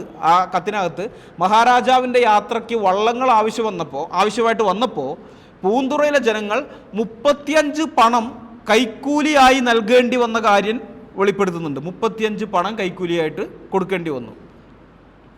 അതുപോലെ വിഴിഞ്ഞത്ത് എന്നിട്ട് 14 വള്ളങ്ങളാണ് ആവശ്യപ്പെടുന്നത്. സർക്കാരിൻ്റെ കാര്യമാണ്, അതുകൊണ്ട് 14 വള്ളങ്ങൾ വേണമെന്നും പറഞ്ഞ് ഉദ്യോഗസ്ഥന്മാർ ചെന്നിരിക്കുന്നു. പക്ഷേ ആ ഗ്രാമക്കാർ, വിഴിഞ്ഞത്തുള്ളവർ ഉദ്യോഗസ്ഥന്മാർക്ക് കൈക്കൂലി കൊടുത്തു. കൈക്കൂലി കൊടുത്തപ്പോൾ അത് വെറും 2 വള്ളങ്ങളായി കുറഞ്ഞു. 2 വള്ളങ്ങളുടെ ആവശ്യമേ ഉള്ളൂ. സർക്കാർ ആവശ്യത്തിനാണ്, അന്നത്തെ നിയമം അനുസരിച്ച് ഇങ്ങനെ പിടിച്ചെടുക്കാം. 2 വള്ളങ്ങളെ ആവശ്യമുള്ളൂ. പക്ഷേ ഉദ്യോഗസ്ഥന്മാർ വന്നിട്ട് 14 വള്ളങ്ങളാണ് പിടിച്ചെടുക്കുന്നത്. അപ്പോൾ ഈ വിധത്തിൽ ആളുകളെ ചൂഷണം ചെയ്യുന്ന, ഞെക്കിപ്പിഴിയുന്ന പരിപാടിയാണ് ഉണ്ടായിരുന്നത് ഹിന്ദുരാഷ്ട്രത്തിനകത്ത്. ഈ തോണിക്കാർക്കാണെങ്കിൽ നിർബന്ധിത ജോലി ചെയ്യാൻ യാതൊരു താല്പര്യവും ഇല്ല. കാരണം നിരവധി ദിവസങ്ങളോളം വീട്ടിൽ നിന്ന് അകന്ന് ദൂരെ സ്ഥലത്ത് പോയിട്ട് പട്ടിണി കിടന്ന് ജോലി ചെയ്യണം. പട്ടിണി കിടന്നുകൊണ്ട് പണിയെടുക്കണം. പ്രതിഫലമൊന്നും കിട്ടുകയില്ല, വെറും കൈയായിട്ട് പറഞ്ഞയക്കും. അപ്പോൾ ഇതുകൊണ്ടാണ് ഇവർ ഉദ്യോഗസ്ഥന്മാർ വരുമ്പോൾ ഓടിപ്പോകുന്നത്. അങ്ങനെ ഈ ഉദ്യോഗസ്ഥന്മാരെ കാണുമ്പോൾ തോണിക്കാർ ഓടി സ്ഥലം വിട്ട് കളഞ്ഞാൽ അവരേത് ഗ്രാമത്തിലുള്ളവരാണോ ആ ഗ്രാമത്തിന് മൊത്തമായിട്ട് ഉദ്യോഗസ്ഥന്മാർ പിഴ ചുമത്തും. പിഴ എന്ന് പറയുന്നത് സർക്കാരിൻ്റെ റെസീറ്റ് കുറ്റി അനുസരിച്ചുള്ള പിഴയല്ല, കൈക്കൂലിയാണ്. ഇത്ര പണം തന്നേക്കണം ഗ്രാമത്തിലുള്ളവർ എന്ന് പറഞ്ഞുകൊണ്ടൊരു പിഴ ചുമത്തുകയാണ്. അപ്പോൾ ഗ്രാമത്തലവൻ ആ പിഴ കൊടുക്കണം. കൊടുത്തില്ല എന്നുണ്ടെങ്കിൽ ഗ്രാമീണർ തടവും അനുഭവിക്കണം, പിന്നെ പിഴയും. ആ പിഴ എന്ന് പറഞ്ഞാൽ കൈക്കൂലി പിഴയല്ല, റെസീറ്റ് കുറ്റിയൊക്കെ അനുസരിച്ച്, എന്ന് വെച്ചാൽ നിയമപ്രകാരമുള്ള പിഴ, അതും അടയ്ക്കണം, തടവി കെടുക്കുകയും വേണം. അപ്പോൾ ഇത് ഉണ്ടാകാതിരിക്കാൻ വേണ്ടി ഗ്രാമീണർ ഇവർ പറയുന്ന കൈക്കൂലി കൊടുത്ത് ഒഴിവാക്കി വിടും. അതുപോലെ ക്രിസ്ത്യാനികൾ, അവിടെ തീരപ്രദേശങ്ങളിലുള്ള കാത്തലിക്സായ ആളുകൾ, അവർ ദരിദ്രരാണ്, പാവപ്പെട്ട ആൾക്കാരാണ്. അപ്പോൾ അവർ മീൻ പിടിക്കാൻ പോയി വരുമ്പോൾ അവരുടെ കയ്യിൽ നിന്ന് റെസിഡൻറ്റിന് വേണ്ടിയിട്ട്, റെസിഡൻറ്റിൻ്റെ തീന്മേശയിലേക്കെന്നും പറഞ്ഞുകൊണ്ട് അവർ പിടിച്ചുകൊണ്ട് വരുന്നതിൽ നല്ല മുഴുത്ത മീനുകളൊക്കെ ഇവർ എടുത്തുകൊണ്ട് പോകും. ഇത് റെസിഡൻറ്റിന് വേണ്ടിയുള്ളതാണെന്നും പറഞ്ഞിട്ട് 5 പൈസ കൊടുക്കുകയില്ല, വെറുതെ അങ്ങ് എടുത്തുകൊണ്ട് പോവുകയാണ്. അപ്പോൾ ഇതൊക്കെയാണ് തികഞ്ഞ ഒരു ഹിന്ദുരാഷ്ട്രമായിരുന്ന തിരുവിതാംകൂറിലെ അവർണരും അഹിന്ദുക്കളുമായ പ്രജകൾ അനുഭവിച്ചിരുന്ന ജീവിതം. എന്നാൽ അതിൻ്റെ അപ്പുറത്ത്, തൊട്ടപ്പുറത്ത് അഞ്ചുതെങ്ങ് എന്ന് പറയുന്നൊരു പ്രദേശമുണ്ട്. അഞ്ചുതെങ്ങ് ഇന്ന് തിരുവനന്തപുരം ജില്ലയിലാണ്. എന്നാൽ അന്ന് അത് ഹിന്ദുരാഷ്ട്രമായ തിരുവിതാംകൂറിൽ ഉൾപ്പെട്ടതായിരുന്നില്ല. തിരുവിതാംകൂർ രാജ്യത്തിൽ ഉൾപ്പെട്ടതായിരുന്നില്ല അഞ്ചുതെങ്ങ്. ആ അഞ്ചുതെങ്ങിനെ ഭരിച്ചിരുന്ന ആരാണെന്നറിയാമോ? അത് ഹീനന്മാരും മ്ലേച്ഛന്മാരും ക്രൂരന്മാരും കൊള്ളക്കാരും ചൂഷകരുമായിരുന്ന ബ്രിട്ടീഷുകാരാണ് അഞ്ചുതെങ്ങിനെ ഭരിച്ചിരുന്നത്. ബ്രിട്ടീഷ് ഭരണത്തിൻ്റെ കീഴിലായിരുന്നു അഞ്ചുതെങ്ങ്. 1673 ഈസ്റ്റ് ഇന്ത്യ കമ്പനിയുടെ ഒരു പണ്ടകശാല തുറന്നതോടെ അഞ്ചുതെങ്ങിൻ്റെ പ്രാധാന്യം വർദ്ധിച്ചു.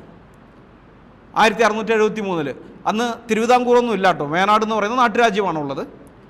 ആ സമയത്താണ് ഇവരവിടെ വന്ന് 1684 ആറ്റിങ്ങൽ റാണിയുടെ സമ്മതത്തോടെ ബ്രിട്ടീഷുകാർ ആ സ്ഥലം അവരുടെ സ്വന്തമാക്കി. 1690 അവിടെ ഒരു കോട്ട കെട്ടാനുള്ള അനുവാദം ബ്രിട്ടീഷുകാർക്ക് കിട്ടി.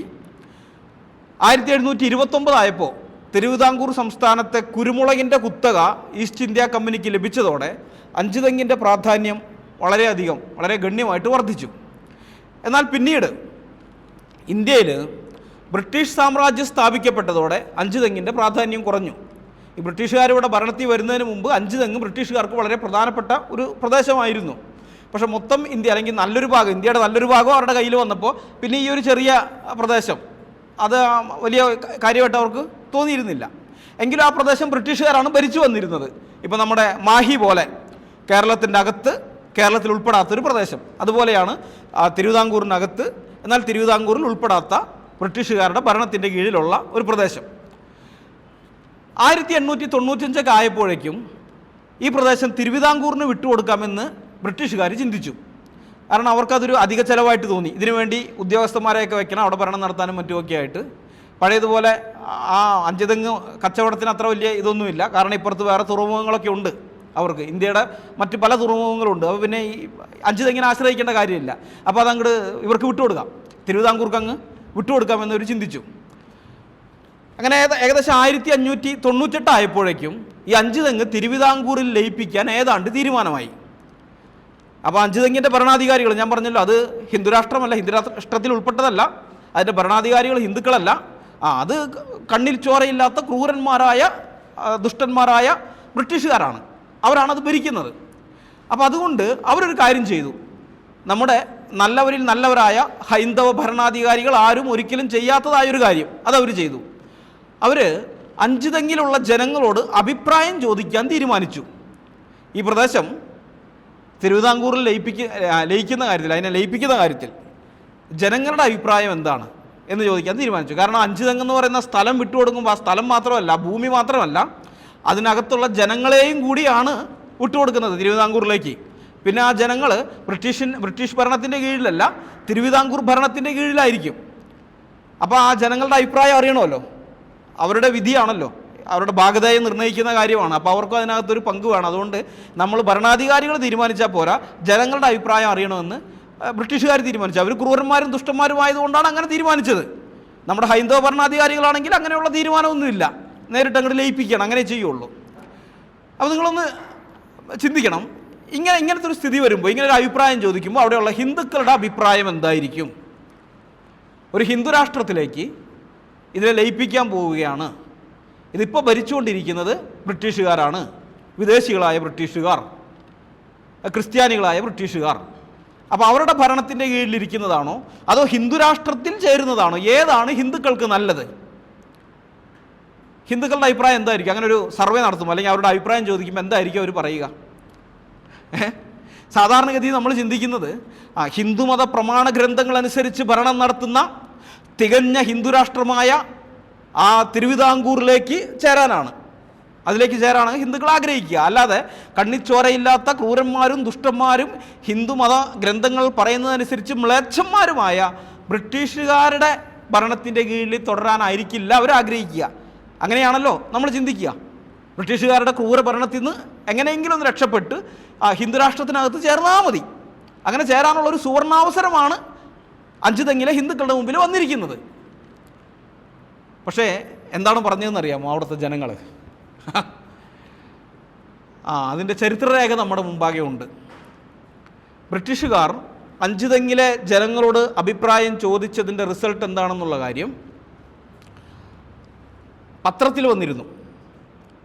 മലയാള മനോരമ 1898 ജൂൺ മാസത്തിലെ മനോരമ പത്രത്തിൽ അത് വന്നിട്ടുണ്ട്. ആ പത്രത്തിൽ വന്ന ആ കാര്യം പി ഭാസ്കരൻ ഉണ്ണിയുടെ കേരളം 20-ാം നൂറ്റാണ്ടിൻ്റെ ആരംഭത്തിൽ എന്ന പുസ്തകത്തിൽ കൊടുത്തിട്ടുണ്ട്. ആ പുസ്തകത്തിൻ്റെ 214-ാമത്തെ പേജാണ്. ആ പേജിലത് കൊടുത്തിട്ടുണ്ട്. ഞാൻ ആ വാർത്ത വായിക്കാം. 1898 ജൂൺ 21-ാം തീയതി രാത്രി 8 മണിക്ക് പ്രസിഡന്റ് സായിപ്പ് അവർകൾ ഇവിടെ വന്നിരുന്ന സമയം ഇവിടെയുള്ള എല്ലാ പ്രജകളെയും വരുത്തി ഈ സ്ഥലം തിരുവിതാംകൂറിലേക്ക് വിട്ടുകൊടുക്കുന്നത് സമ്മതം തന്നെയോ എന്ന് ചോദിച്ചു. അതിലേക്ക് ഇവിടെയുള്ളവർ ബോധിപ്പിച്ച സമാധാനം താഴെ വരുന്ന പ്രകാരമാണ്. ഞങ്ങൾ മഹാരാജ്ഞി, ഇവിടെ മഹാരാജ്ഞി എന്ന് പറയുന്നത് ആറ്റിങ്ങൽ രാജ്ഞിനൊന്നല്ല കേട്ടോ, വിക്ടോറിയ രാജ്ഞിനെയാണ്, ബ്രിട്ടൻ്റെ രാജ്ഞിയായിരിക്കുന്ന വിക്ടോറിയ രാജ്ഞിയാണ് ഉദ്ദേശിക്കുന്നത്. ഞങ്ങൾ മഹാരാജ്ഞി അവരുടെ രാജ്യത്തിൽ ജനിച്ചു വളർന്ന് അവധിയില്ലാത്ത സുഖങ്ങൾ അനുഭവിക്കുന്നു. അവധിയില്ലാത്ത സുഖങ്ങൾക്ക് അവധിയില്ല എന്നാണ് പറയുന്നത് ബ്രിട്ടീഷ് ഭരണത്തിൻ്റെ കീഴിൽ. ഞങ്ങളുടെ ഗവൺമെൻറ് ബ്രാഹ്മണർ, ശൂദ്രർ, ഈഴവർ, പറയൻ എന്നിങ്ങനെ നോക്കാതെ എല്ലാ പേരെയും ഒരുപോലെ ന്യായമായി സംരക്ഷണ ചെയ്തു വരുന്നു. എല്ലാവർക്കും യോഗ്യത അനുസരിച്ച് എല്ലാ ഉദ്യോഗങ്ങളും കൊടുക്കുന്നു. കച്ചേരി മുതലായ സ്ഥലങ്ങളിലും മറ്റും എല്ലാ ജാതിക്കാർക്കും ഒന്നുപോലെ സ്വാതന്ത്ര്യമുണ്ട്. നമ്മുടെ ഗവൺമെൻറ് മേൽപ്പറഞ്ഞ സ്ഥലവും മറ്റും ബ്രാഹ്മണർക്കും ശൂദ്രർക്കും തീറുകൊടുത്തിട്ടില്ല. ആരെയും അടിമകളെപ്പോലെ വിചാരിക്കുന്നില്ല. തിരുവിതാംകൂറിൽ താണജാതിക്കാർക്ക് ഒരു ശിപായി പണി പോലും നേരെ കിട്ടുന്നതല്ല. അവിടെ അനുഭവിക്കുന്ന സങ്കടത്തിന് കണക്കില്ല. അതിനാൽ മഹാരാജ്ഞി അവരുടെ പ്രജകളായ ഞങ്ങൾ തിരുവിതാംകൂട്ടെ പ്രജകളായ ബ്രാഹ്മണ ശൂദ്രന്മാർക്ക് അടിമകളായി തീരുന്നത് വളരെ സങ്കടമാണ്. ഞങ്ങളുടെ സ്വാതന്ത്ര്യത്തിനും സുഖത്തിനും സായിപ്പ് അവർകൾ തന്നെ ഒരു നല്ല ദൃഷ്ടാന്തമാകുന്നു. ഇപ്പോൾ ഞങ്ങൾ പിതാക്കന്മാരുടെ അടുക്കലെന്ന പോലെ നിർഭയമായി നിന്ന് ബോധിപ്പിക്കുന്നു. തിരുവിതാംകൂറിൽ ഒരു തഹസീൽദാരുടെ എന്ന് വേണ്ട ഒരു ശിപായിയുടെ മുന്നിൽ പോലും ഇങ്ങനെ അടുത്ത് നിൽക്കാൻ പറ്റില്ല. ഇതാ ജനങ്ങളുടെ അഭിപ്രായമാണ്. അഞ്ചുതെങ്ങിലുള്ള ഹിന്ദുക്കളായിരിക്കുന്ന ആളുകളുടെ അഭിപ്രായമാണ് ഇപ്പോൾ നമ്മൾ വായിച്ചു കേട്ടത്. ആർഷ സംസ്കാരം തിരികെ കൊണ്ടുവരാൻ വേണ്ടി കഷ്ടപ്പെടുന്ന എല്ലാ ഹിന്ദുക്കളെയും നോക്കി ഞാൻ പറയട്ടെ, 19-ാം നൂറ്റാണ്ടിലെ അഞ്ചുതെങ്ങിലെ സാധാരണക്കായ ഗ്രാമീണർക്കുണ്ടായിരുന്ന വിവേകമോ തിരിച്ചറിവോ പോലും 21-ാം നൂറ്റാണ്ടിലെ പ്രബുദ്ധരെന്ന് പറഞ്ഞ് നടക്കുന്ന വിദ്യാഭ്യാസമുള്ള നിങ്ങൾക്കില്ല. അതുകൊണ്ടാണ് നിങ്ങളത് തിരിച്ചു കൊണ്ടുവരണം. ആർഷ സംസ്കാരം മഹത്തരമായിരുന്നു, അത് മടക്കി കൊണ്ടുവരണം എന്നൊക്കെ പറയുന്നത്. മനസ്സിലായോ? ഇന്ത്യ ഹിന്ദുരാഷ്ട്രമാകണമെന്ന് നിങ്ങൾ വാദിക്കുന്നത് നിങ്ങൾക്ക് ഈ തിരിച്ചറിവില്ലാത്തത് കൊണ്ടാണ്. ഹിന്ദുരാഷ്ട്രം നിങ്ങൾ ചിന്തിക്കുന്നത് പോലെ പാലും തേനും ഒഴുകുന്ന രാഷ്ട്രമായിരിക്കില്ല. ബ്രാഹ്മണർ ഒഴികെ അവിടെ വേറെ ഒരു കൂട്ടർക്കും ഹിന്ദുരാഷ്ട്രത്തിനകത്ത് സന്തോഷത്തോടെയോ സമാധാനത്തോടെയോ ജീവിക്കാൻ സാധിക്കുകയില്ല. അതിൻ്റെ ഉത്തമ ഉദാഹരണമാണ് അഞ്ചുതെങ്ങിലെ ജനങ്ങളുടെ വാക്കുകൾ. അവർ പറഞ്ഞതേ, ഇത് ഈ ആർഷ സംസ്കാരമൊക്കെ ഇവിടുന്ന് പോയി കഴിഞ്ഞതിന് ശേഷം ഇന്ന് 21-ാം നൂറ്റാണ്ടിൽ ആധുനികതയിൽ ജീവിക്കുമ്പോൾ നമുക്ക് പലതും തോന്നും. അത് വലിയതായിരുന്നു, ചക്കയായിരുന്നു, മാങ്ങയായിരുന്നു, തേങ്ങയായിരുന്നു എന്നൊക്കെ. പക്ഷെ അന്ന് അതിനകത്ത് ജീവിച്ചിരുന്ന ആളുകളുണ്ടല്ലോ, അതിൻ്റെ അകത്ത് അതിൻ്റെ ഇരകളായി അതിൻ്റെ എല്ലാ നൃശംസതകളും അനുഭവിച്ച് ജീവിച്ചിരുന്ന ജനങ്ങൾ, അവർ നല്ല പച്ചയ്ക്ക് തന്നെ പറഞ്ഞിട്ടുണ്ട്, ഞങ്ങൾക്കത് വേണ്ട, ഞങ്ങൾക്ക് ആ ഹിന്ദുരാഷ്ട്രം വേണ്ട, ഹിന്ദുരാഷ്ട്രത്തിലേക്ക് ഞങ്ങളെ പറഞ്ഞയക്കേണ്ട, ഞങ്ങളിവിടെ ബ്രിട്ടീഷുകാരുടെ ഭരണത്തിൽ തന്നെ ഇരുന്നോളാം, ഞങ്ങൾക്കതാണ് നല്ലത് എന്ന് അവർ വളരെ വ്യക്തമായി തന്നെ പറഞ്ഞിട്ടുണ്ട്.